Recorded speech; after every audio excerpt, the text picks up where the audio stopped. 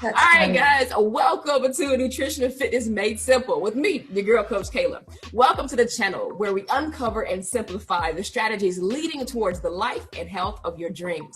We also dive into the nitty-gritty details of fitness and nutrition fads that may be going on.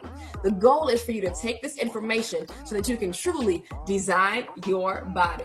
Welcome to the channel, right? So this show is brought to you by Design Your Body Academy, which is my online personal training and nutrition coaching program that meets you where you are and helps you take step-by-step paths into where you want to go in terms of being healthier, leaner, and living a more nutritious lifestyle. My name is Coach Cailah, guys. I'm an online health and nutrition specialist, a life coach, a fitness business coach, and the author of Design Your Body, Your Guide to Cutting Through the Fat. So go ahead and check it out on Amazon. Cop that for me. You might enjoy it. So today, the song on my heart is all about your comfort zone. So today I am joined by Miss Kirsten Quick. We met on, I think it was a podcast group, right? So Yes. We met on a podcast group, or actually one of your coaches contacted you to holler at me, right? We Yes. hit off. Kirsten is a 22-year vet in terms of fitness training. And she's from Cleveland, Ohio. So boo to the Browns because I'm a Bengals fan. Oh, I'm a Browns fan. Come on, Cailah. Come on. I know you guys are killing us this year, though. So We did great this year. I'm just saying. We should Yeah. be in the Super Bowl. They're doing really, really well. They really are. I'm not even I'm so proud of them. huge football fan. I'm a hometown girl, but I Me always too. see the Browns, in the news. So boo. We'll agree to disagree. Right. But yeah, so Kirsten, she's from Cleveland, Ohio, been in the game for 22 years, and she's got a really important message, right? I'm gonna read it off for you guys. So her message is that fitness can be intimidating, right? You can do it, but fitness is for everyone. You don't always need to spend hours and hours and hours in the gym every single day. Kirsten likes doing challenges. She has several challenge groups on Facebook and some new things coming out. I'll let her explain that to you. But we're going to chat with Kirsten on our comfort zone, in terms of herself and her own journey, as well as from the professional standpoint. So Kirsten, welcome, girlfriend. Hey, thanks for having me. I really appreciate it, Cailah. It's so important. Fitness is health. It's not just about how you look. It's not just about having nice arms or a big booty. It's about being healthy, being strong, having a strong heart, lungs, strong muscles, a good skeleton, and a strong immune system. And that all comes from regular fitness. And fitness looks different for everyone. If you're a more sedentary person and you don't have a lot of time to work out, fitness for you is maybe 10 minutes a day dedicated to working as hard as you can. Or maybe it's 30 minutes or an hour. But what's important is you find what works for you, because it's as essential as brushing your teeth in the morning. What are you going to do today?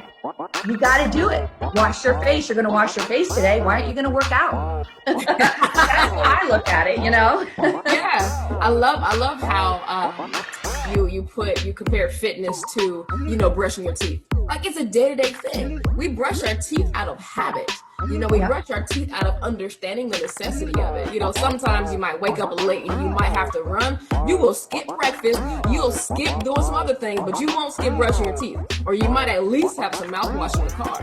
And I agree, your workout, your health, that should be the same intense focus, It needs to be a priority. If it's not a priority, sedentary leads to sedentary, leads to nothing. And the more you blow something off, the easier it gets to blow off. So you know what? Don't do it in the first place. Every single day have a plan. Like I tell my clients, get your planner out. Well, now it's on your phone. I still use paper, though, by the way. I use paper. I still have it digital. I can't even read my own writing. It's all digital. But I'm like, plan out your week. When are you going to work out? How long do you have? And it doesn't have to be 60 minutes. That's the old way of thinking. 60 minutes is great and it's hard. But if you don't have that kind of time, what works for you? Exactly. Some people, they just think that I have to have a full hour. If I can't set aside a full hour, then I can't do it. And it's not right. Even it's not all or nothing. With at least 2 minutes, with 5 minutes, with 10 minutes, start off doing something. Yes, ma'am. It's not all or nothing. Just like when you have a bad eating day, Like I talk to my clients and they're like, oh, you know what? I had a cookie, which led to 2, which I was like, what the heck? I just ended up eating the whole thing. And I was like, it's not all or nothing. Let's get out of that way of thinking. No, you can have a cookie, no big deal, but eating the whole thing, just like with working out, if I can't do 60 minutes, I'm just not going to do it at all. Yeah. Oh, you guys know, like do what you can. Do what you can. 10 minutes? Great. I did a YouTube video last week because this new research came out in the New England Journal of Exercise and Science about the benefits of 10 minutes of working out. Just calisthenics, 10 minutes 3 times a week increased this unfit group of people, increased their endurance by 7% and their fitness by 7%. So guys, there's benefits in 10 minutes of working out. Absolutely. I want to get into the all or nothing concept. I know you have clients that may feel that way, and I've got a few, and it's interesting when we look at the mindset of it. So we are the type of people where sometimes we don't like to settle. And we're taught not to settle, and sometimes we say, okay, well, since I can't get what I want, I'm not going to do it at all. And in some senses, that's good. But in terms of your health and fitness, no, we've got to be able to work our way up. I've got a lady who she doesn't like exercise, which, okay, fine. There are a lot of people that don't like exercise, and exercise is a means to an end. And depending on how strong your mentality is, that's okay. If you're okay to grit and grunting just to get what you need to get, okay, fine. But when you're in a position where you are allowing your dislikes to dictate your actions, when those actions kind of hurt you, that could be really damaging. So talk to us about, in your opinion, in your position, how people do that, and also how maybe we can get through that. I'm all or nothing in terms of nutrition, fitness, everything. Yeah, we need to be stronger than all or nothing. I think all or nothing is kind of like a defense mechanism. So you're kind of like, oh, you know what? That was my weakness because I did that. So I'm out. I'm just going to go for it. I'm going to be all out, right? Throw the whole day away. Yeah, throw it all away, all or nothing. And it's kind of like a cop-out. And I think it's the easiest thing for someone to do because it's like someone like listening to their feelings. Like they get up in the morning and they're like, you know what? I'm just not feeling it today. Okay, well, let's get past that and do it anyway. Yeah. And just like all or nothing, it's like you made a mistake. Who cares? Keep going. You don't just say, made a mistake, I'm out.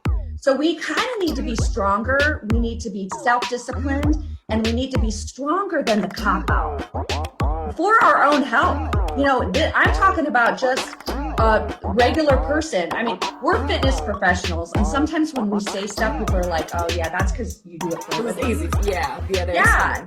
But I'm saying we need to. Every single person, hopefully, can work toward a mindset of having. You know what? I made a mistake, but you know what? I'm going to get right back on the horse right now because I'm not going to listen to my feelings. I'm going to be disciplined enough to do it because those goals mean something to me.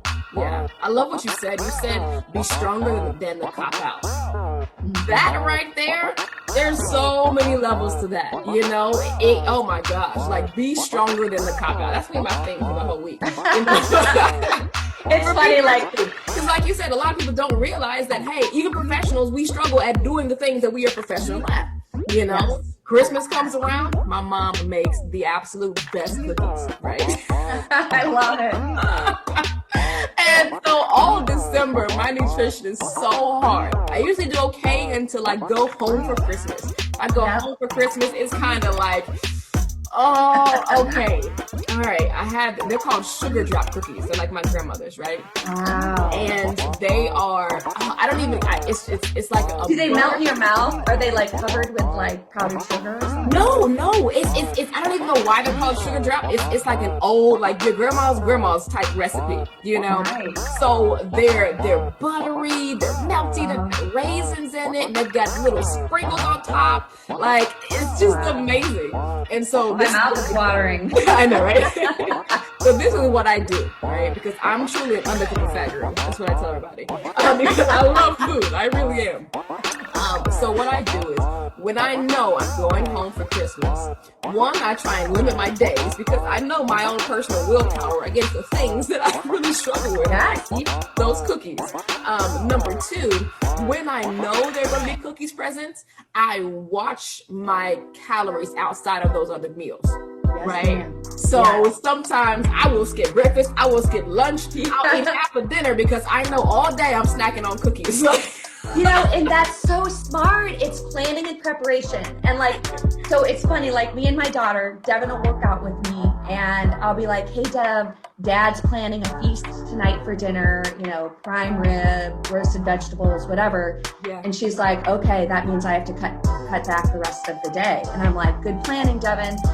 We have to plan for what we have ahead. And that's not a bad thing to do. If I know I have a big dinner, guess what? I'm going to cut down on breakfast. I'm going to cut down on lunch because I have got extra calories coming during dinner time. That's how you plan. And that becomes a way of life. Mm-hmm. Plan and organize. Like, be stronger than the cop-out. You know, Yes. that reminds me of, I often in my conversations go back to how I was raised. Is there are pros and cons, right, to all of us on how we were raised. And Yes. I was raised to suck it up. You know, it was always, mom was always saying, Cailah, it's not that serious. In her words, it was just like, suck it up, you know? Yeah, That was a translation. Like, it's not that serious.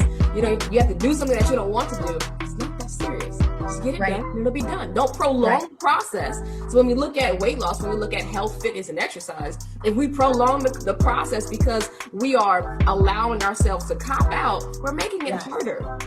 Yes. You know, so just go hard the first time. Be stronger than the cop out. I'm using that. Absolutely. And you know, I love like the Nike saying, just do it. Do it. Just do it. Don't think about it too much and don't let yourself off the hook. So You've got goals, right? Absolutely. So let's look into kind of change, right? So a lot of people have goals. Everyone has goals, right? Hopefully everyone has goals.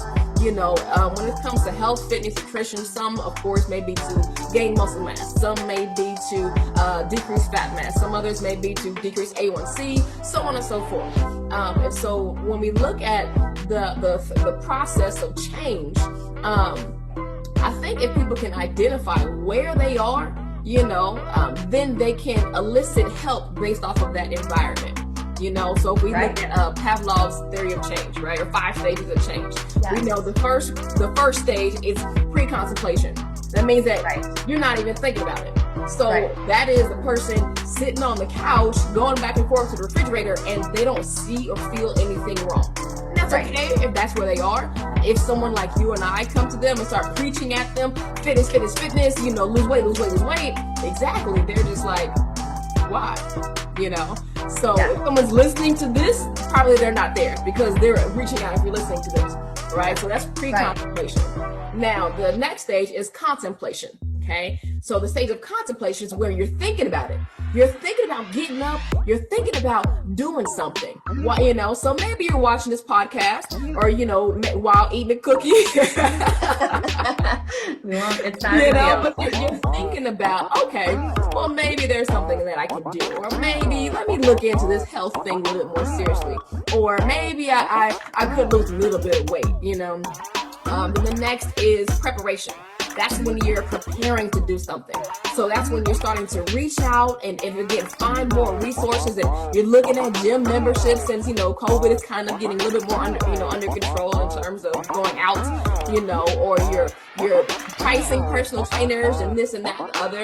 And then we have action, which is, of course, is where you're doing it, you're on track, and then there's maintenance. So in terms of comfort zone, right? A lot of times our comfort zones can just be in that pre-concept or that contemplation where it's just like, I know I can do better. We're going out to eat tonight, you know? You know, there's a lot of fear in that too. Like I've talked to people and they're afraid. They're afraid because they're comfortable and they haven't had to like do anything that they're uncomfortable with. They may not be happy with themselves, but they're too afraid to step into that discomfort of working toward their goal. There's a lot of fear in that, and that fear is real.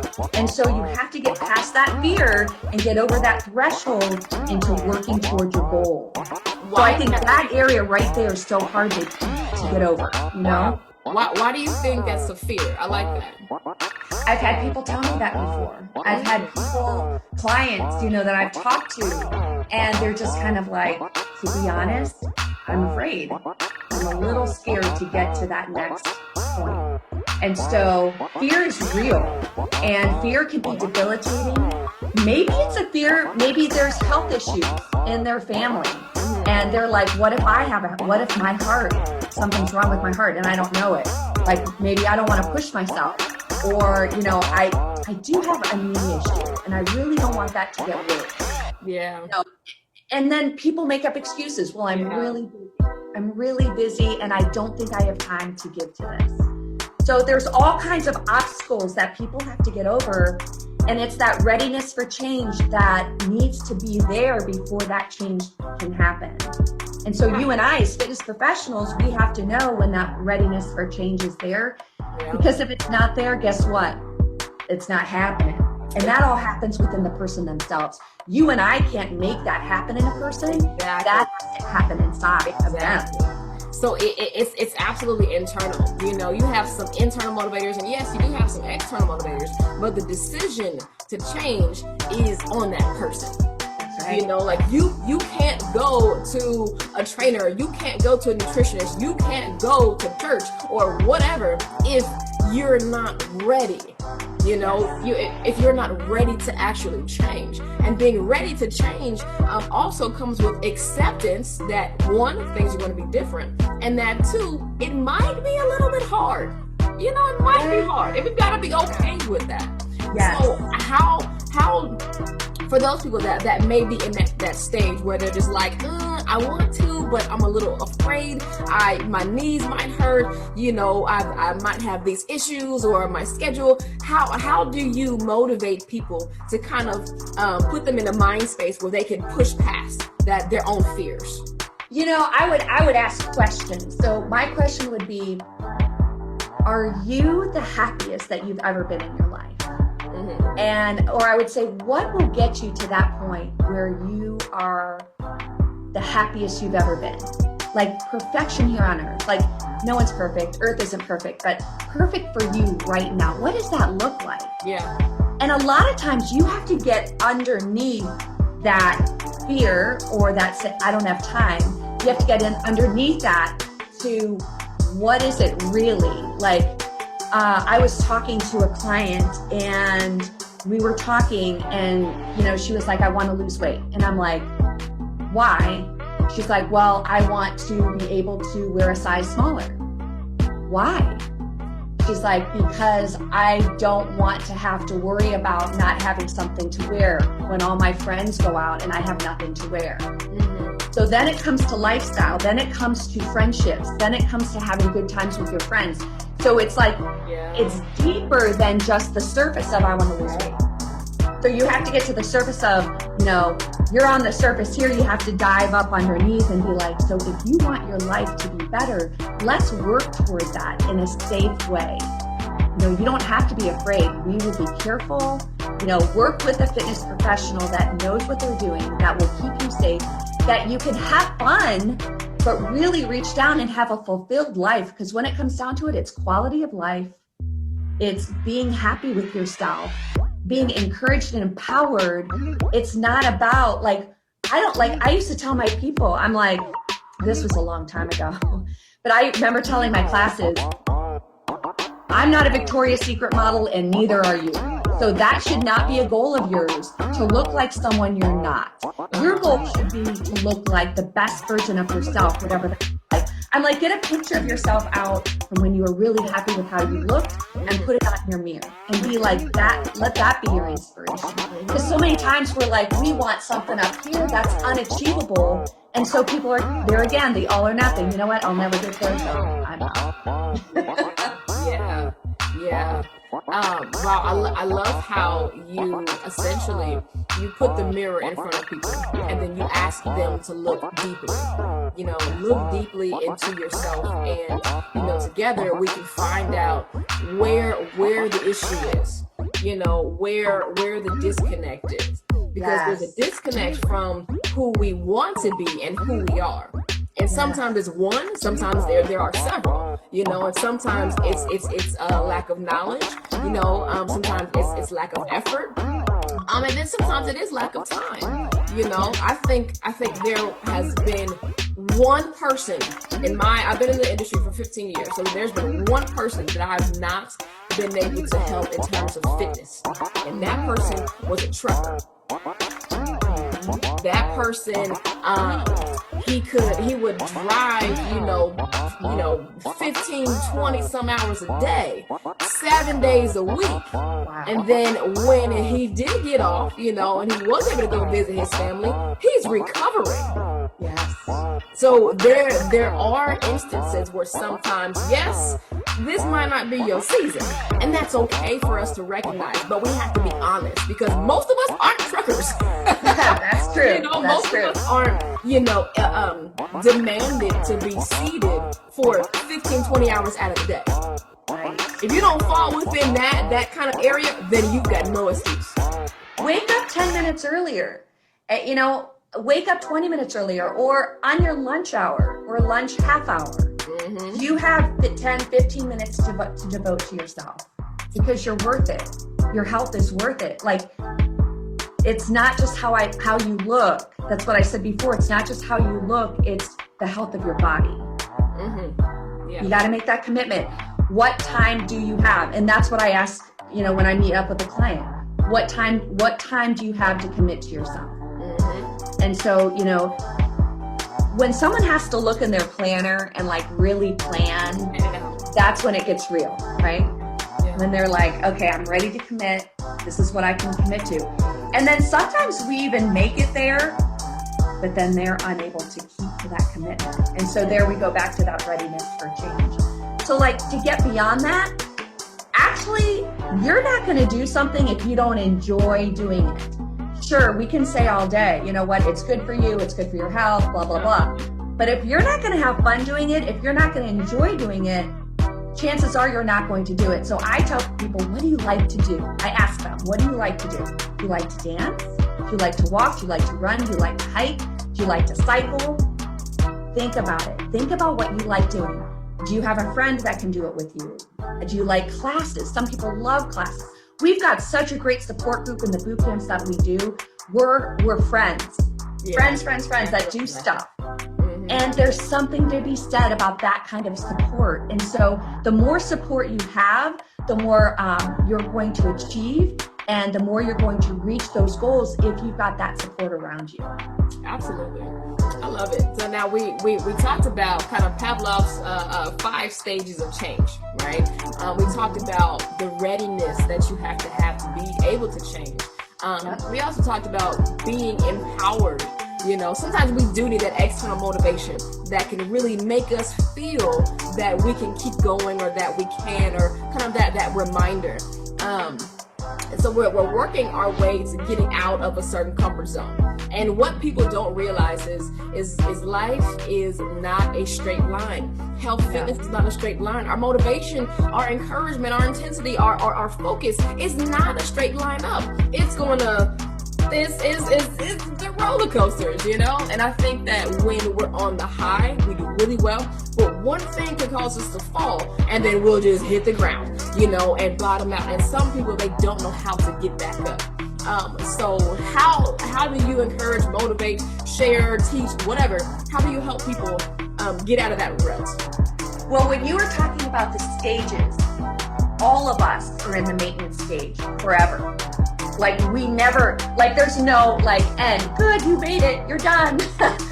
We're always in the maintenance stage. Even you and I, taking care of ourselves, maintenance.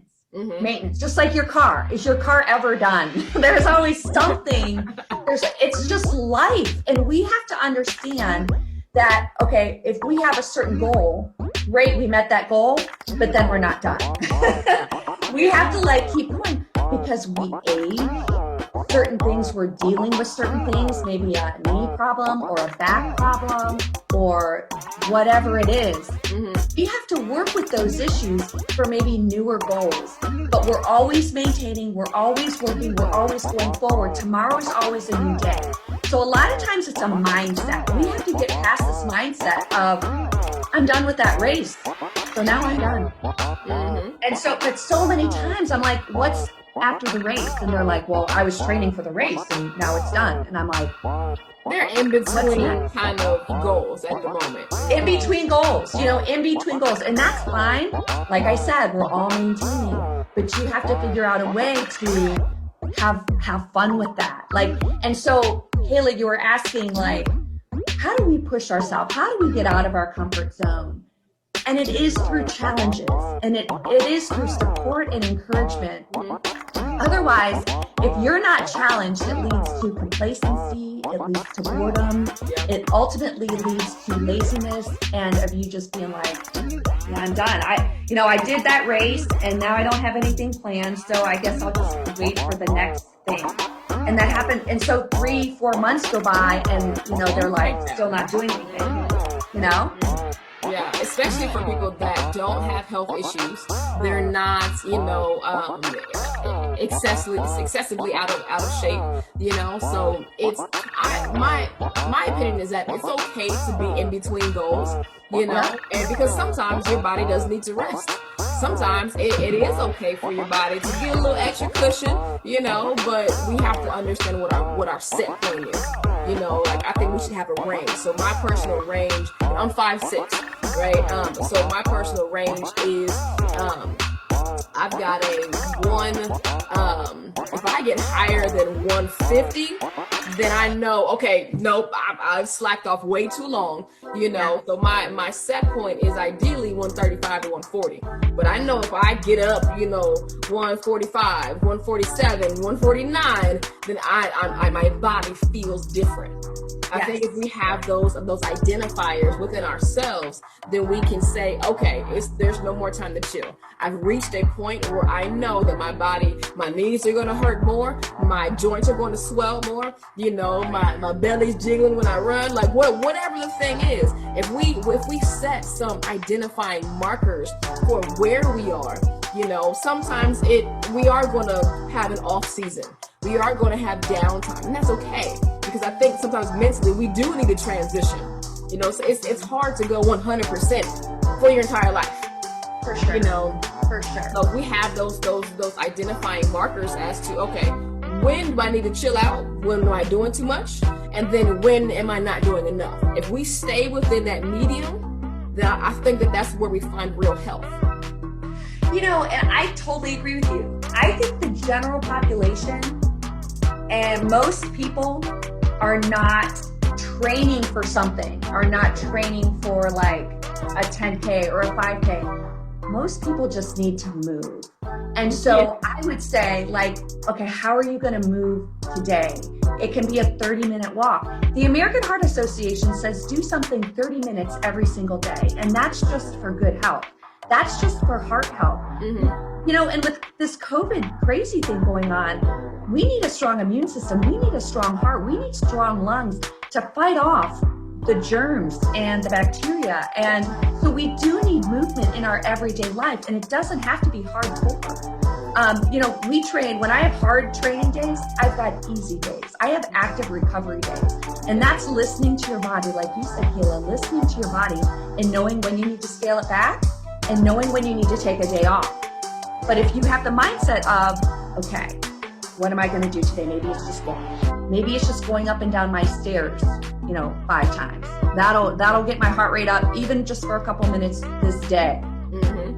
But I would just promote healthy thinking and promote that to move.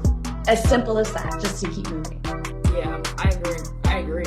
So tell me about comfort zone. Right? I think last we spoke, you told me that a friend challenged you to get outside of your comfort zone. So tell me that story, and let's get into that, because I'm curious. Yeah, so my friend was like, I really want to do a Savage race. And I'm like, whoa. what's a savage race? And she's like, it's really hardcore. And it really is hardcore. It's like, there's like a whole community of savage racers that like earn these huge medals. They travel around the country and they compete. Oh, wow. They're like professionals. And it's like 25 hardcore obstacles. There's this one obstacle where it's like a circle and you hang and you have to move the circle and then you have to grab onto another circle and hang the circle. And if you fall, you fall in American Ninja Warrior or something. Yes, you fall in 6 feet of muddy water. And this was in December. And so, I mean, it's like, and then what's hardest for me and hardest for many women is upper body strength, hearing your body strength, or like doing rings or anything like that. Mm-hmm. It's hard because it's your body weight into your shoulders, core, upper back. Yeah. And so I immediately thought of that and I'm like, you know what? Again, I don't think it's fun to do this, da-da-da. And she's like, let's do it. It'll be fun. Mm-hmm. And then I thought, you know, I'm always pushing my clients. I'm always pushing my participants. If I don't push myself, I'm a hypocrite. So you know what? I'm going to get out of my comfort zone and I'm going to do it. And ultimately, I grew from it. I recently bought a power tower, which will help me with my upper body strength. I'm going to work on it. I saw that. Those awesome. Yeah. You never know what a challenge might lead you to. Maybe different training, maybe new friends, maybe new opportunities. Like we're going to Florida in March for a savage race. And so it's kind of opened up this whole new door of fun.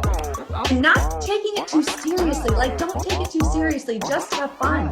And honestly, if you're doing one of these races and you don't feel like doing an obstacle, guess what? You can walk around it. So why was this, as a fitness professional, outside of your comfort zone? Well, because I'm used to, listen, like classes, kickboxing, strength training, running, like I can do that all day. But when it comes to those obstacles, that was something new for me. Because, you know, in my classes, I can obviously do what I'm teaching. So, but in a race like this, I didn't even know what was in front of me. So it was the unknown. I didn't know these obstacles. I've never done them before. And so for me, even as a fitness professional, I mean, because you can teach classes all day. Mm-hmm. And a race like that can be like, oh my goodness, I'm not prepared. So the unknown, the fear of the unknown was your fear. Yes. And the fear that I couldn't do it. And the fear that I couldn't do it. And, you know, that affects my own confidence level because then I'm like, oh my gosh, like, I call myself a fitness professional. I can't even do that. It's humbling. Yeah. Embrace the humble. Embrace the fact that you can't do it. And work toward getting it done if you want to, you know? So the fear of the unknown, right? The fear of more than just the unknown, right? Because I'm sure you would look up the obstacles because you got to train for it. But more of the fear that maybe I can't do it. Yes. How many clients, how many people looking to lose weight, looking to change their design their body, looking to change their fitness, have that thought, maybe I can't do it. So many. And that's why it's so cool for us as professionals to experience that. Yeah. I remember having a client years and years ago, and she was overweight and had a goal of losing, you know, a lot of pounds. Mm-hmm. And I was having her do something, and she looked at me and she said, "It's easy for you." She goes, "Put 80 pounds on your back and see how easy it is." Yeah. And I thought to myself, wow, you know, putting yourself in someone else's shoes really helps you to embrace where they're coming from. Very true. Yeah. Tell me what was the thing that brought you what was the turning point? Because the comfort zone was, you know, teaching, fitness, you know, kind of that routine style. I know it, so I'm going to do it, you know. But then we have on the other side, we have you know, upper body strength, which is hard for women. We have these crazy obstacles. We have this, well, what if I can't do it? You know, possible embarrassment, possible confidence, possible whatever. So what was that thing that caused you to go from here, you know, from the comfort zone into the challenge, into the unknown? Probably the challenge itself, and probably I was calling myself out because I don't have a problem doing that. And I was kind of like, listen, if I call myself a fitness professional and have expectations for my clients, I need to be able to challenge myself and not cop out, because I'm telling my clients all the time, don't cop out, just do it. And so I was kind of like, time to kind of step up. And I mean, it didn't make a difference. I mean, it made a great difference in my life. It was super fun, but I could have easily said no, right? I mean, it's not life-changing, but I didn't, because I had a point to prove to myself. I had a point to prove inside to myself. If I'm calling myself a fitness professional, working with people all the time, and I can't even step up to a challenge, sure, like I've got challenge groups and everything, but I make up the challenges. So it's kind of like, I was kind of, all right, I'm going to give this person the Mr. Savage race here. He's going to be in charge, and I'm going to work toward that, because, you know, as fitness professionals, we're used to kind of being in charge. And that can be a comfort zone in itself. And so I was like, you know what? I'm getting out of it. I'm gonna go to Mr. Savage and do his race, you know, because I want to work toward that. Mr. Savage. I know. So I always say that, in my opinion, there are 3 motivators, right? Every motivation comes down to 3 different types, 3 different categories, right? One is fear. Of course, we can be motivated by fear. You know, some call it the fear of failure. You know, it could be the fear of living a life where your body's in pain, or, you know, you have diabetes, or you're taking medications, right? So fear is one. The second is guilt, right? Some people are motivated by that guilt and knowing, I shouldn't be here. You know, I shouldn't be in this lifestyle. Like, I shouldn't be feeling this way. I shouldn't be whatever, right?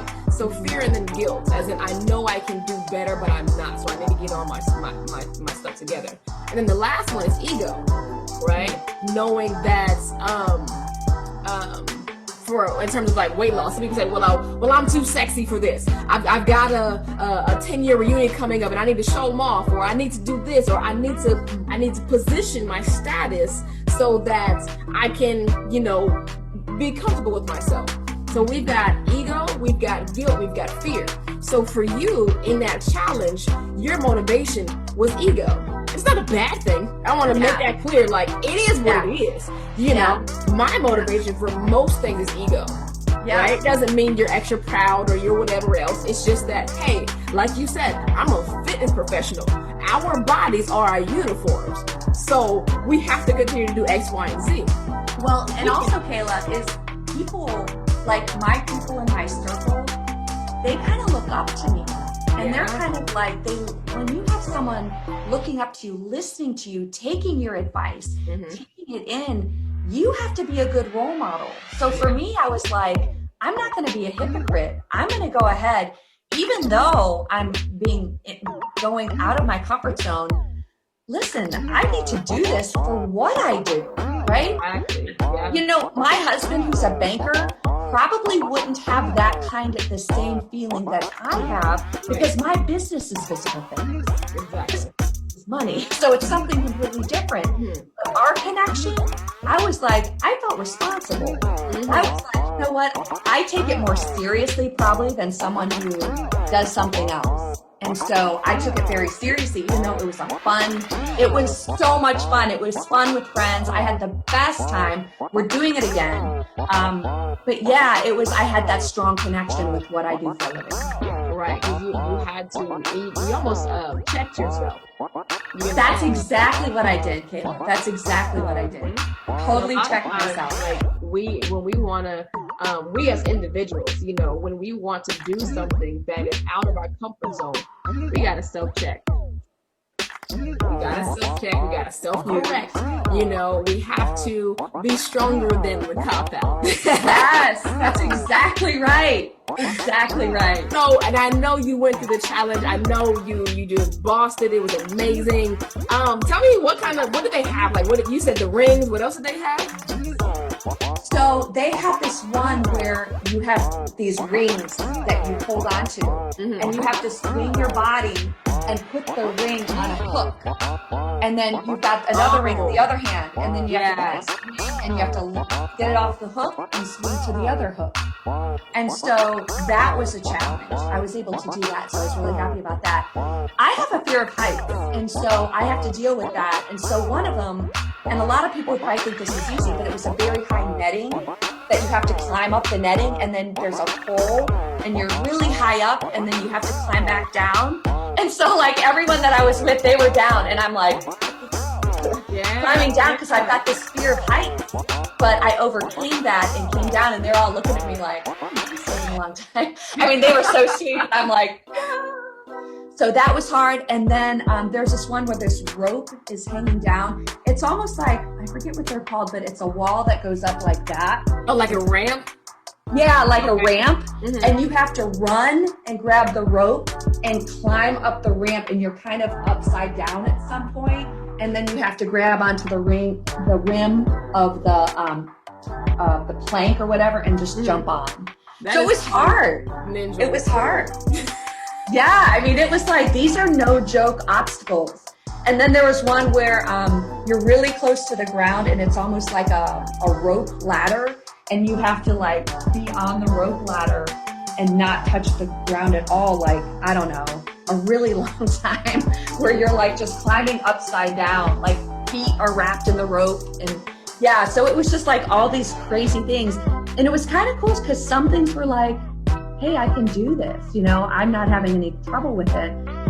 But I mean, I know myself pretty well, and I knew the ones I would struggle on, which was the body weight stuff. So, so how it was cool. It was cool. Yeah, I bet. How did you feel after, like when you showed up to the race? So you had been through however many months of preparation. Well, the first thing is you had to check yourself. You know, you had to get over the fear. You know, get outside of your comfort zone and put one toe into the dark side and start training. So you train for a few months. You stay consistent. Cool. Now you show up the day of where it's testing time. See, a lot of times, like, we don't get tested on what we're training for. Right. We just reach the result and like, yay. But how do you feel stepping on that course when everything is on the line? Like, your entire life is on the line right now. Like, You know, I was really excited, and I think it was my perspective that I had made it there, and I'm just going to do the best that I can. Yeah. Now it's hard because I have a competitive streak in me, and so I had to go in there and check myself and be like, I'm going to have fun. I'm going to do the best I can. I'm not going to be competitive. So it's almost like self-talk. I self-talked to myself. So I was ready to go, and I was like, okay, I'm super excited. I'm not going to be competitive. I'm going to do the best that I can, and I'm really happy to be here. So that was my mindset. But you definitely have to talk to yourself, because if I was in there and I'm like, I'm going to kill this thing, let's go. I'm in fitness, I'm going to kill it. I didn't want to do that. I feel it. Yeah, there are different ways to approach it, and approaching it humbly is also safe. It's just like, oh, I did my best. You know, and then when you go kill it, it's just like, yeah, I did it. Exactly. And I don't know if that comes with age or if that's like a personality thing or what, but, you know, being humble, and see, with something like that, we're a team. So we had a team. I had my girlfriends. There were 5 of us total. And if someone was lagging behind, I'd wait and run back and then run with them. So it's like a team effort. We're all like, come on, you can do it. You've got this. You've got this. You know, when someone fell or whatever, we're worried about them. Like, it's a team effort. So it's more than just yourself. And I find that when that's the case, that kind of changes everything. Like, you're not just out for yourself. You're out for, you know, your team that you're with. Mm-hmm. Groups do make the emotion stronger. Yeah. Well, and so the boot camp that I'm in, one of the girls was like, let's do this mud race in April. And I was like, I'm in, let's see who else is in. Well, there's like 11 of us doing it. But there's my one special friend who's kind of like, you would think she'd be like, I'm out, I'm not doing it. But she's like, I'm going to try it. The fact that she said she was going to try it influenced probably half a dozen of those women to be like, well, if she's doing it, I'm doing it. Right. So there's power in that teamwork, right? That means you got to have a good team. You got to have a good system of motivators, you know, whether you know them or not, you know? So now, okay, I want to ask, when you you made the decision to start training, okay, what kept you going? Why didn't you back out? Because a lot of times we get into something, okay, we're trying to lose weight, I've only lost 2 pounds and it's been a whole month. Like what kept you going? Yeah, probably my mindset. Once I set my mind on something, I don't give up. And that's just something that's been in me since I was a young girl. And so when I committed to that race, there was no backing out. And so I'm like, since I'm doing it, this is how I have to train. And so I just did it. I didn't think about my feelings. I didn't think about my fears anymore. Listen, I thought about it in the beginning, but then when I made that decision, I'm in 100%. And so that's how I wish my clients would be. And that's why sometimes it's hard for me to understand, because once you commit, right? That would be in an ideal world, right? Right. Now, what happens if, again, you and I, we deal with clients. What happens if a client, they don't have that mindset? A listener, they don't have that, okay, I'm all in. If I said I'm going to do it, it's going to be done. How would you have motivated yourself? Let's say that we take your mindset out of you. You put it in the average person's mindset, which is, oh, this is hard, it's uncomfortable, I don't want to. How would you continue? I would just ask questions. I would kind of pull out, like, what's holding you back? Why do you want to stop? What would make it better? Would it be maybe training with our friends that are doing it? I think asking questions, you really get to the bottom line of what someone's thinking. Because, everyone's mindset's different. But I think when you can understand that fear and address it, and having camaraderie and having support and having people around you really do make a difference. And I think something like that really would make a difference for someone. Absolutely. Do you remember that movie, Honey, I Shrunk the Kids? Oh, yeah. It's been a long time. That movie came out when I was a kid. And they shrunk themselves, right? The whole family was shrunken, and they were in the yard. So the grass is, 3 times as tall as they are, and they somehow climb on top of this ant, and now they're driving this ant.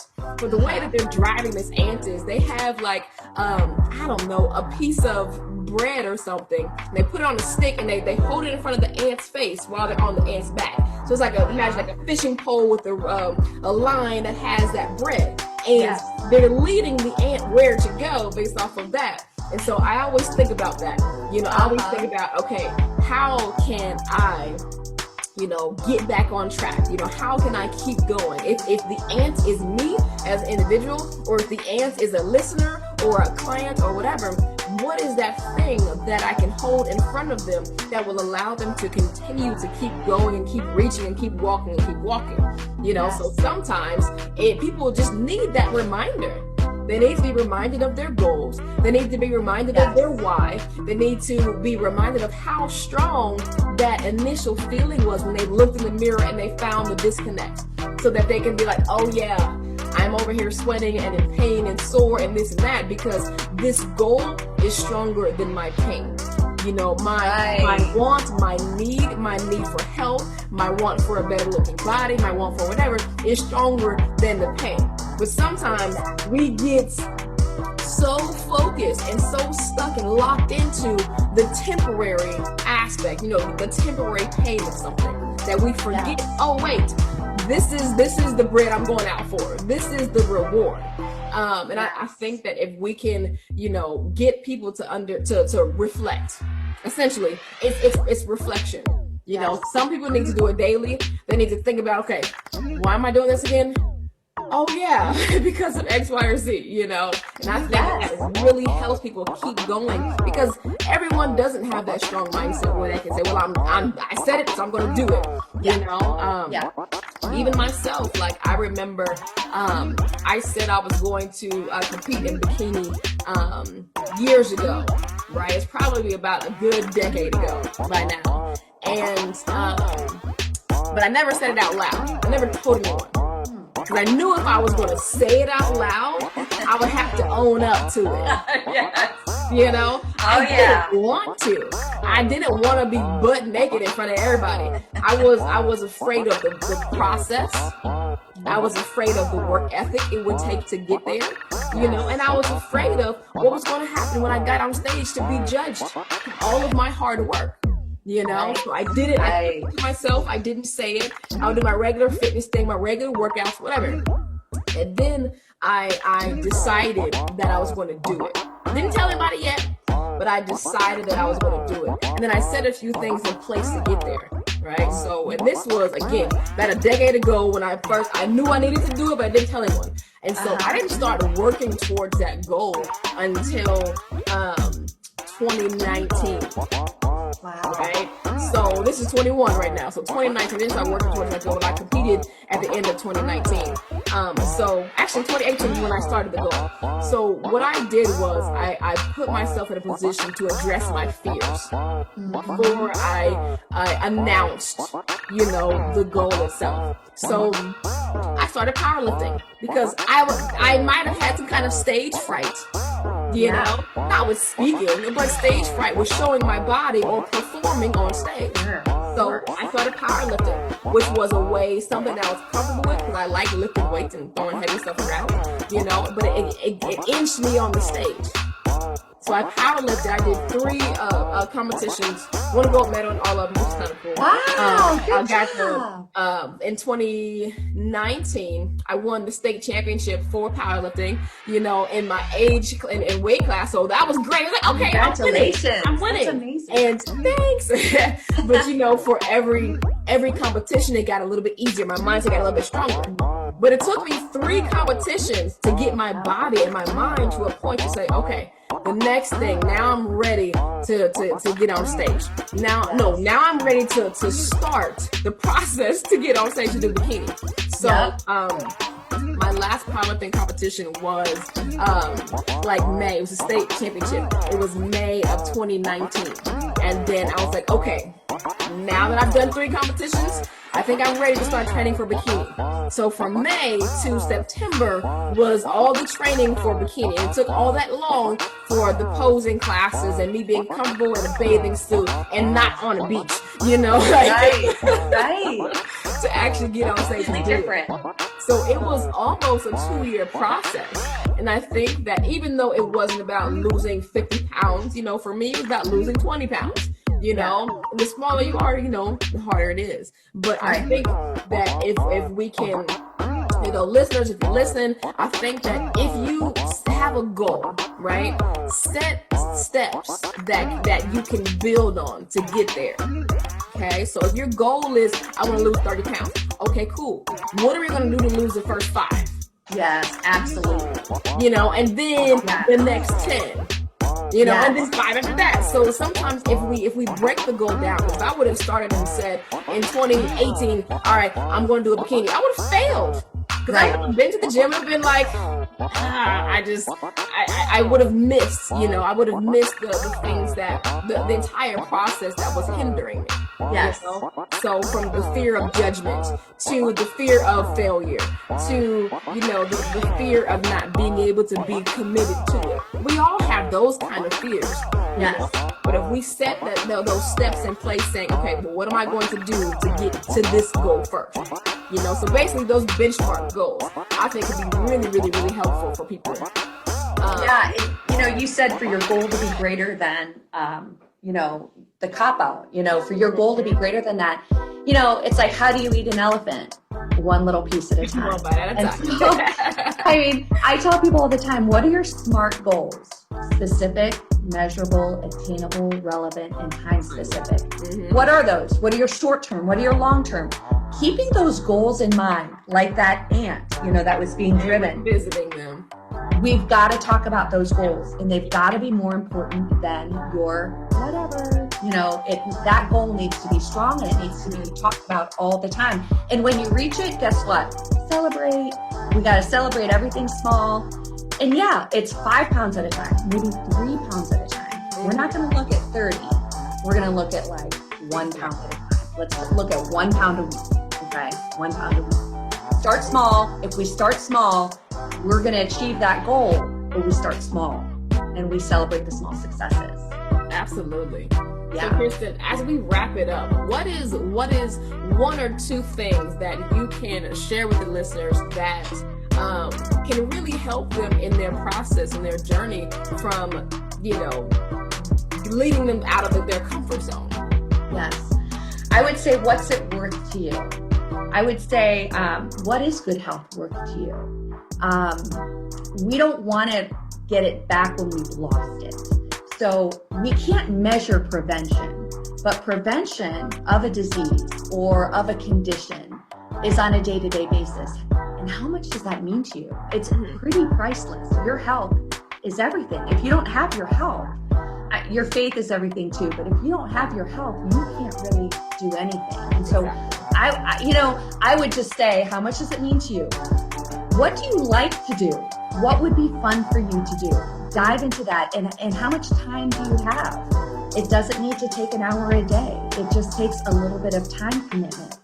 And let's have fun with it. It doesn't have to be a serious thing. It really doesn't. Yeah. We can have fun with it and just, not take ourselves too seriously. Yeah. And sometimes I can do better with that too, with taking things too seriously. Yes. So sometimes not everybody can. Right. If your life is always serious, that can be really hard for people to sustain and maintain. Yes. I love that you said, you kind of said it in two different ways, right? So the first thing is to quantify the value of the goal. Yes. Understanding what that goal actually is and what it really means and how important that reaching that goal is. Right? That's part one. And then part two, from what you said, is to make it easy to reach it.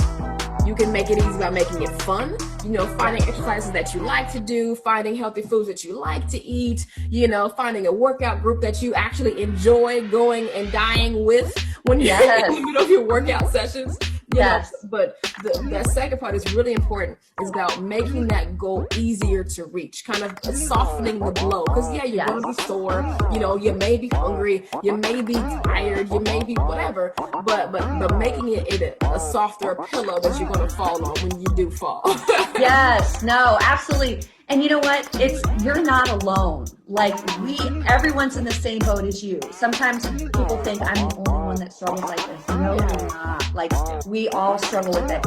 And listen, it's so worth it. I have seen people change their lives by gaining control of their life, of their nutrition, of their fitness, mind, body, spirit. It's all connected. When one's off, we're all off. When you're all in sync, it changes your life. And I've seen it happen more than once. And these people are so thankful. They put in the hard work, they committed, and now, they're kind of have a new lease on life. And if that's your goal, it takes a little bit of work, and I've seen it. It's worth it. It's amazing to see and be a part of. Absolutely. Well, Kirsten, thank you for joining. This was awesome. Tell everybody how they can get in contact with you, how they can follow you. Yes, I have a website, www.kirstenquickfit.com. I'm on social media, Instagram, Facebook, YouTube, same thing, Kirsten Quickfit. So check me out, check out my workouts. I've got, like I said before, 5 minutes, 10 minutes, 20 minutes, 30 minutes, hour. Little workouts. I've got challenges. If you just want to spice up your life with a plank challenge, I'm your girl. Awesome. And I'm sorry, I've been saying Kirsten. Oh, it's fine. Listen, I answer to anything. It's fine. Well, Kirsten, this was awesome. Thank you for joining us today. All right. So guys, again, thank you for listening to this podcast. And don't forget, if you need help, just ask. Matthew 7:7 says, ask and it shall be given unto you. Seek and you shall find. Knock and the door shall be opened. I'm here for you. Kirsten is here for you. Amen. We're here Amen, for your health, your fitness, your motivation and needs. And if you need help, just ask. Google will only get you so far. Well, family, we're all out of content, and I hope that you've not only enjoyed this episode, but that you can put this information into practice, right? We went over how to move from your comfort zone into your goal, into your progress, into your positivity. So don't just stay sedentary. Get up, move. How do you eat an elephant? One bite at a time. How do you climb a mountain? One step at a time. How do you reach your goals of health and fitness? one calorie, one movement, one step at a time. So thanks for listening, everyone, to this episode of Nutrition and Fitness Made Simple with me, your girl, Coach Cailah. Do me a huge favor and rate, like, love, comment, subscribe, send it, share it, whatever, with people that you think this will be helpful for, and put it in a place that you can get to it. So thank you so much for listening, supporting, and downloading Nutrition and Fitness Made Simple with me, Coach Cailah. Peace and blessings, love and light. Always design your body. 2, 3, 4, yup. 5, butt back. 6, reach. 7, butt back. 8, 9, 10, 10, 9, 8, good. 7, 6, 5, 4, 3, 2, and 1. Good. From here, go ahead and grab your quad. All right? Grab your foot for a quad stretch.